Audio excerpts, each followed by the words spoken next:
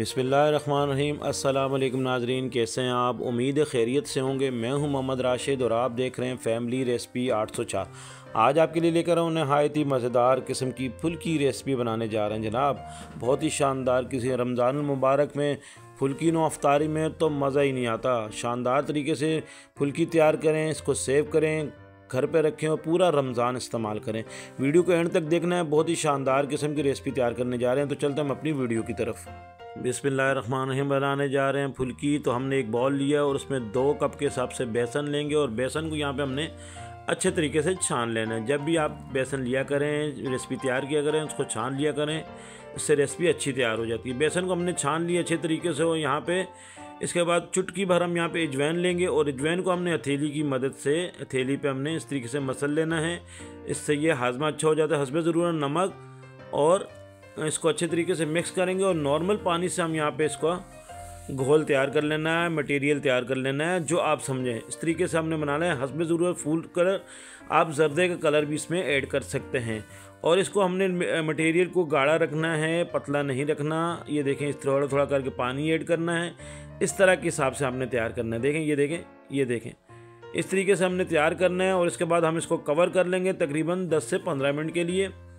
और ये देखें, ये कवर कर लिया हमने। 10 से 15 मिनट के बाद हम इसमें ऐड कर देंगे मीठा सोडा ½ टीस्पून के करीब और इसको मिक्स करेंगे अच्छे तरीके से। और ये हमारा मटेरियल तैयार हो गया फुल्की का। अब हमने एक पैन लिया है और कुकिंग ऑयल इसमें हमने ऐड कर दिया और कुकिंग आंच को हमने मीडियम टू लो रखना है। आंच को हमने यहाँ पे तेज़ नहीं रखना। और इस तरीके से हमने छन्ना ले लेना है और छन्ने के ऊपर हमने ये मटेरियल डाल देना है जो बेसन का हमने तैयार किया। और दूसरी चम्मच की मदद से इस तरीके से हम ऐसे फैलाएंगे ताकि हमारी जो लिक्विड है वो नीचे ड्रॉप की सूरत में गिरता रहे। देखें, इस तरीके से हमने तमाम जो है फुल्कियों को तैयार करना है। जो जगह खाली पैन में होगी उस तरफ हमने इस मटेरियल को डालते रहना है। ठीक है, इस तरीके से हमने शानदार तरीके से हमारी ये फुल्की तैयार हो जाएगी। ये फुल्की हम छोटी वाली बना रहे हैं।